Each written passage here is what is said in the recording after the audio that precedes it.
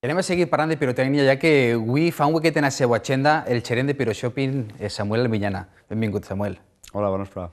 Estem parlant del contacte que tens tu amb totes aquestes empreses pirotècniques que fan un esforç, no?, per estar a la plaça de l'Ajuntament i estar en el que diu en la catedral de la pirotècnia o la maestranza, que deia el nostre amic Fernández, no?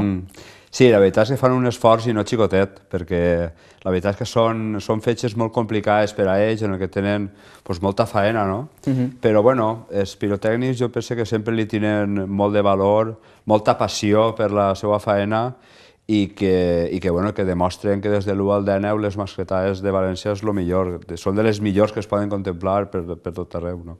I parlant de valor, es donava a conèixer que el dia 2 hi tocarà disparar a la pirotècnia aitana, que me contava el gerent que va ser constituïda el mes de novembre i ja disparen a la plaça de l'Ajuntament, ja que tenia valor, no? Sí, la veritat és que sí, són gent molt emprenedora, la veritat és que han tingut una faena molt dura per a construir el taller que jo conec i que bueno, la veritat és que no és de veres que no tenen experiència, perquè sí que la tenen, segur que no van a defraudar, perquè experiència la tenen i saben fer-ho, i ho faran i quedaran molt bé, sí, segur. Tu eres una de les persones que sé que dones aquest apoyo, dones aquest carinyo per la professió del sector pirotècnic. En aquest moment, com està aquest sector de la pirotècnia? Doncs home, està com tots els sectors. Són temps molt durs per a tots i com no en pirotècnia igual, no? Sectors en què la crisi és molt accentuada i els pressupostos cada dia són més menuts i clar, això se nota, no?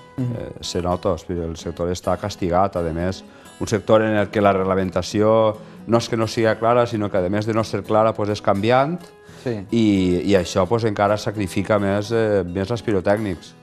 Un sector que sempre s'ha dit, no?, que sempre al món de la festa sempre arriba a ser ell el més castigat. Sí, és curiós, és curiós.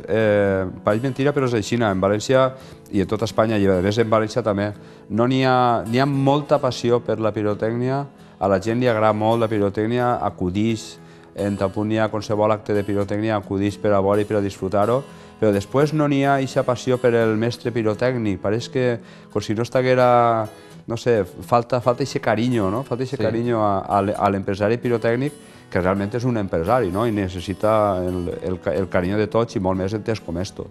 I parlava, la gala de la pirotècnia, que estàvem veient imatges, parlava don Félix Crespo, allí, coneixal de festes i president de Junta Central Fallera, parlava de també que les falles se convertisquen en el patrimoni cultural i material de la humanitat per a preservar un poquet el sector en el que tu també estàs dins, no? El sector pirotècnic. Sí, és important, no? Jo penso que en València, per part de les autoritats tant locals com autonòmiques, la veritat és que l'apoyo està ahí, no? De fet, en els anys estos últims que